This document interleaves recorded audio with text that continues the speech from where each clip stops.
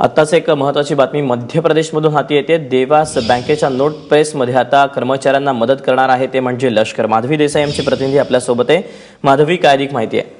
जसं आपल्याला माहिती आहे की नोटाबंदीच्या निर्णयानंतर नवीन नोटा छापण्याचं काम भारतातल्या सगळ्या नोट प्रेसेसमध्ये सुरू आहे। त्यातलं सगळ्यात महत्त्वाचं एक जे नोट प्रेस आहे ती आहे मध्य प्रदेशमधली देवासची नोट प्रेस।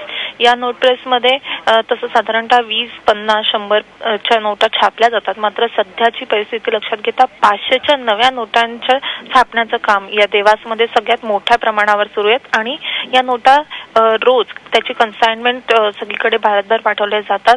इथून या नोटा इंदोरला नेल्या जातात, तिथून ते दिल्ली, चंदीगड, गुवाहाटी, कोलकाता, बेंगळुरू अशा भारताच्या सगळ्या भागात पाठवल्या जातात। तर हे सगळं काम हे जोखमीचं असतं आणि या कामासाठी सेनेच्या 200 जवानांना पाचारण करण्यात आलेलं आहे। या नोटा छपाईच्या ज्या मदतीसाठी या सेनेला पाचारण करण्यात आलं आहे। अशाच प्रकारे नोटांची छपाई नाशिकमध्येही सुरू आहे आणि नाशिकमधल्या नोट प्रेसमध्येही सेनेच्या जवानांना या सगळ्या प्रक्रियेत मदत करण्यासाठी पाचारण करण्यात आले। दीपक, माधवी, धन्यवाद दिलेल्या माहितीबद्दल।